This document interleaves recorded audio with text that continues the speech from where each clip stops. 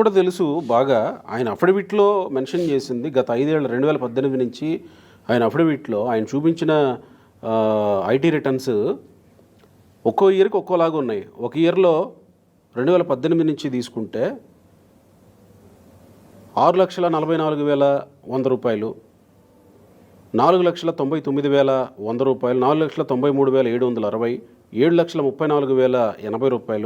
9,86,280 రూపాయలు ఇలా ఉన్నాయి. మరి ఈ స్థాయిలో 60 లక్షలు, 70 లక్షలు, 3,50,00,000 అని లెక్కలు చెప్తుంటే, సరే దానికి ఇంకొక క్లారిటీ ఇచ్చారు ఆయన, నా మిత్రులు కొంతమంది సమకూర్చారు అని. పోనీ మిత్రులు సమకూర్చినా కానీ అకౌంట్ నుంచి ట్రాన్స్ఫర్ చేశారు అనండి. మిత్రులు సమకూరిస్తే ఇవాళ రేపు ఎన్నికల్లో బ్లాక్ మనీ సమకూరుస్తుంటారు, అదంతా మనకు తెలిసిందే. కానీ త్రూ అకౌంట్ ట్రాన్స్ఫర్ చేశారు కదా, ఇది అకౌంటబిలిటీయే కదా. ఇప్పుడు ఆయన 2-3 అంశాలు చెప్తున్నాడండి.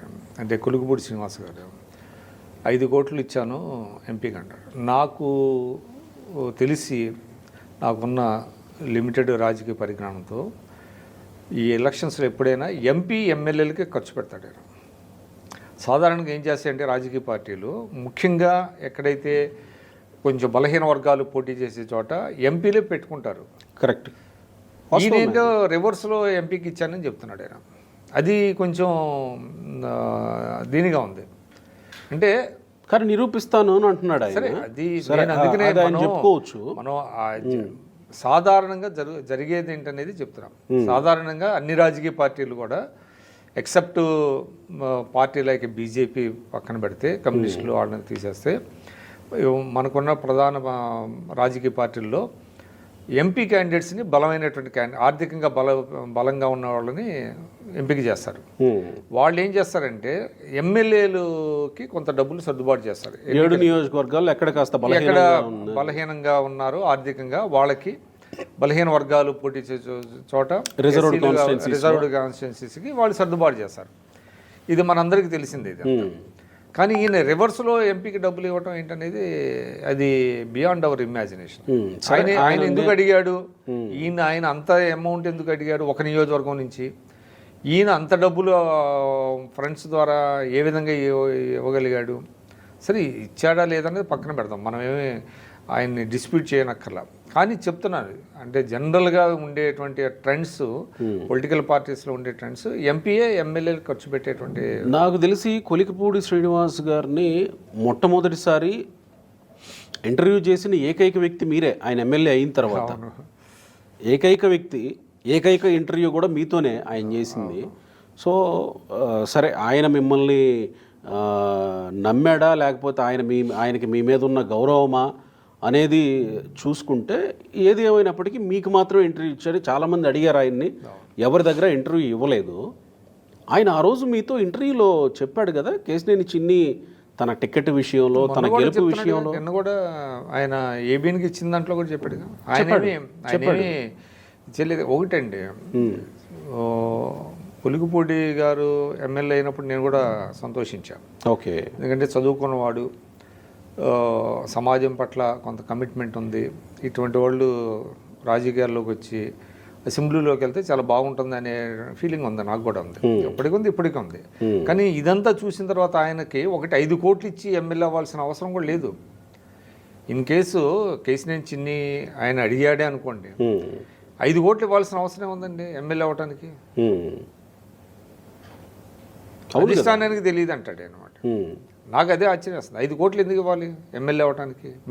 మీరు చెప్పే సిద్ధాంతాలు ఇవన్నీ ఏమైనాయి? అంత డబ్బులు ఇచ్చి ఎమ్మెల్యే అవ్వాల్సిన అవసరం ఏముంటుంది? పోనీ 5 కోట్లు సమకూరిస్తే కానీ నీకు టికెట్ ఇవ్వనని ఆయన ఏమన్నా అన్నాడా?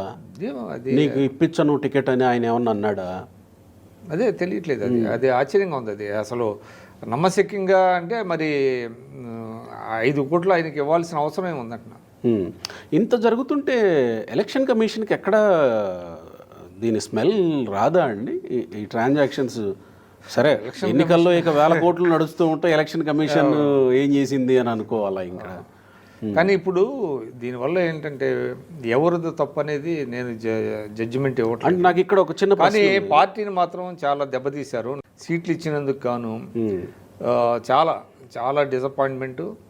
చాలా దాన్ని ఏమంటారు బిట్రేయల్ ఇది పార్టీకి. ఇది మంచిది కాదు. ఇది ఎంత మనకి కోపం కసి ఉన్నా కూడా పార్టీని దెబ్బరు సుమూటోగా కేసు తీసుకునే పని అయితే లేదు కదా.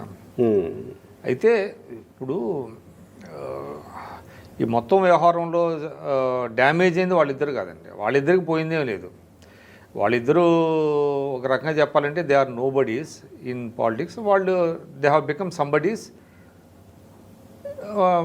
థ్యాంక్స్ టు తెలుగుదేశం, అంతే కదా.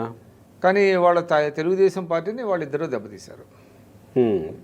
మరి దెబ్బతీశారు అనే నిర్ణయానికి వస్తే అధిష్టానం నిర్ణయం మీరు అన్నట్టు సత్వర యాక్షన్ ఉండాలి కదా. స్ట్రింజెంట్ యాక్షన్ అనేది ఉండాలి. లేకపోతే ఏమవుద్దంటే మిగతా వాళ్ళకి అది ఒక మార్గం లాగా కనిపిస్తుంది. అంటే వాళ్ళు ఏం చేయలేదుగా మమ్మల్ని ఏం చేస్తారు. కోర్స్ విజయవాడలో బయటకు వచ్చింది, బయటికి రాని ఏవో ఉండవచ్చు కొన్ని చోట్ల. ఇప్పుడు కొన్ని ఉంటాయి ఇంటర్నల్గా సవాలక్ష ఉంటాయి. కానీ ప్రతిదీ పత్రికలు ఎక్కరు కదా. ఒక గవర్నమెంట్ ఆఫీస్లో కూడా ఉంటుందండి, హైరార్కీలో కూడా ఎగ్జాక్ట్లీ ఉంటాయి, ఇబ్బందులు ఉంటాయి. తర్వాత దాన్ని ఏదో సామరస్యంగా పరిష్కరించుకుంటారు, అక్కడ ఏదో జరుగుతుంది తప్ప ప్రతిదీ పోలీస్ స్టేషన్కో ప్రతిదీ మీడియాకి వెళ్ళాల్సిన అవసరం లేదు కదా.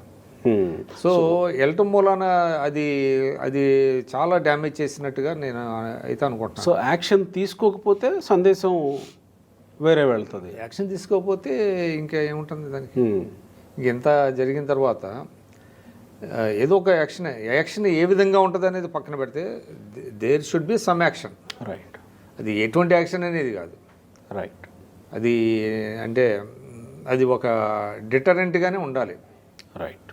వేరే వాళ్ళు మళ్ళీ ఈ రకమైనటువంటి చేయకుండా ఉండాలి. తర్వాత ఇంకోటి ఏంటంటే పార్టీలో కూడా ఇప్పుడు ఏదైనా ఒక కంప్లైంట్ వస్తే వెంటనే దాన్ని టేకప్ చేసి పార్టీ అధ్యక్షుడి దృష్టికి తీసుకెళ్లే మెకానిజం కూడా ఉండాలి. ఇంతకుముందు ఉండేది. ఎగ్జాక్ట్లీ. నాకు ఇందాక ఆ ప్రశ్న వచ్చింది, బట్ మనం మిస్ అయ్యి వెళ్ళిపోయాం, ఫార్వర్డ్ అయిపోయాం. ఆ మెకానిజంతో పాటు కొత్తగా పార్టీలోకి వచ్చిన వాళ్ళకి అసలు పార్టీ ఏంటి, పార్టీలో క్రమశిక్షణ ఏంటి, సిద్ధాంతాలు ఏంటి. కోర్స్ వీళ్ళిద్దరికీ సిద్ధాంతాలు తెలుగుదేశం పార్టీ చరిత్ర తెలియకుండానే ఉన్నారని నేను అనుకోను. ఎందుకంటే ఈయన బాగా చదువుకున్న వ్యక్తి, ఆయన చదువుకున్న వ్యక్తి, పార్టీతో చూస్తున్న వ్యక్తులే, రాజకీయాలు చూస్తున్న వ్యక్తులే కాబట్టి. కానీ శిక్షణా తరగతులు అలాంటివి కనబడట్లేదు. సో మీరన్నట్టు ఆ మెకానిజం కనబడట్లేదు. ఉంటే ఏమన్నా ఈ స్థాయి వరకు వచ్చేది కాకపోయి ఉండొచ్చాము కదా. ముందైతేనండి, ఇంతకుముందు ఎట్లా ఉంటుందంటే మంత్రి మీద కూడా ఆ జిల్లాలో ఉండే ఎమ్మెల్యేలు తిరుగుబాటు చేసిన సందర్భాలు ఉన్నాయి.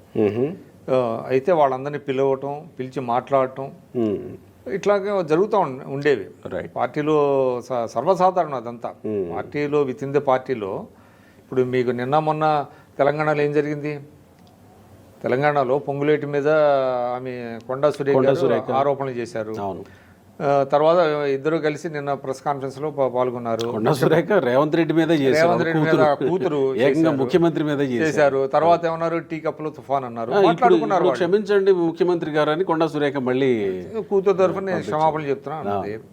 కాంగ్రెస్ పార్టీలో ఇలాంటివి చాలా ఉంటాయి. రాజశేఖర రెడ్డి గారు, జేసీ దివాకర్ రెడ్డి మీద అయితే వాళ్ళిద్దరూ అంటే రాయలేనటువంటి పదాలు కూడా వాడుకున్న రోజులు ఉన్నాయి. రాజశేఖర రెడ్డి గారి మీద దివాకర్ రెడ్డి మీద రాజశేఖర రెడ్డి గారు, మళ్ళీ వాళ్ళంతా మళ్ళీ రాజశేఖర రెడ్డి గారి క్యాబినెట్లో దివాకర్ రెడ్డి ఆయన మంత్రి అయ్యాడు. ఇవన్నీ కాంగ్రెస్లో సర్వసాధారణం. కాంగ్రెస్లో ఏది జరిగినా కూడా అది పెద్ద వార్త కాదు, జరగకపోతే వార్త అది.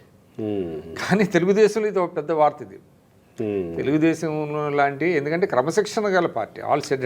కానీ ఇప్పుడు ఇది టీ కప్పులో తుఫాన్ లాగా ముగిస్తే ఒక సందేశం వెళ్తుంది, ముగియకపోతే ఇంకో సందేశం వెళ్తుంది. ఏదైనా అంతిమంగా బాల్ చంద్రబాబు నాయుడు గారు అనుకోవటం ఉపేక్షించే అవకాశం తక్కువ అనుకుంటున్నాను నేను. ఓకే, అంతే అనుకోవాలేమో కదా. లేదంటే ఇవాళ పల్లా శ్రీనివాస్తో జరగాల్సిన మీటింగు వద్దు నేను వచ్చి మాట్లాడతా అని చెప్పాడంటే సంథింగ్ ఏదో సీరియస్గానే ఆయన ఇప్పుడు ఉన్నట్టు అనుకోవాలి. అంటే పల్లా శ్రీనివాస్ గారి స్థాయిలో అది పరిష్కారం కాదు అని అనుకొని ఉంటారు. ఎందుకంటే ఒకటండి, టైమింగ్ కూడా మీరు చూసారా, వాళ్ళిద్దరూ అంటే పార్టీ అధ్యక్షుడు రైట్ ఈయన కూడా యువ నేత కూడా ఆయన కూడా లేడు. లేని టైంలో వీళ్ళు పత్రికలకు ఎక్కటం, మీడియాకి ఎక్కటం, ఇంటర్వ్యూలు. ఇప్పుడు ఎవరైనా మీరైనా పిలుస్తారు, ఏబిఎన్ పిలుస్తుంది, ఎవరినైనా పిలుస్తారు. ఎందుకు వెళ్ళాలి? ఆగచ్చు కదా, చంద్రబాబు నాయుడు గారు వచ్చేంత వరకు ఆగచ్చు కదా. కరెక్ట్. 2 రోజులు ఆగి ఆయన మాట్లాడచ్చు కదా. అంత కొంపలు ముంచుకుపోయేదే ఉంది. అంత అర్జెంటుగా మాట్లాడాల్సిన అవసరం లేదు కదా. అవును. అక్కడ న్యాయం జరగకపోతే సరే మీరు వెళ్ళండి. అంత అర్జెంటుగా ఇద్దరూ లేనప్పుడు, అంటే పార్టీ అధినాయకత్వం దేశంలో లేనప్పుడు పత్రికలు ఎక్కాల్సిన అవసరం లేదు కదా. రైట్. ఇప్పుడు ఎందుకంటే as long as you are in the party అంటే పార్టీ లైన్కి మీరు అబాయిడ్ అయ్యి ఉండాలి. అంతే కదా. పార్టీ మీరు రాజీనామా చేయండి, పార్టీకి రాజీనామా చేసి ఏదైనా మాట్లాడుకోండి. స్కై ఈజ్ ద లిమిట్, ఏదైనా మాట్లాడచ్చు. అంతే కదా. అంతేగాని ఇది పనిగట్టుకొని పార్టీని డ్యామేజ్ చేసినట్టుగానే మనం భావించాలి. రైట్. మరి సాయంత్రానికి ఎలాంటి వార్త వస్తుందో చూద్దాం. Thank you sir. నమస్కారం.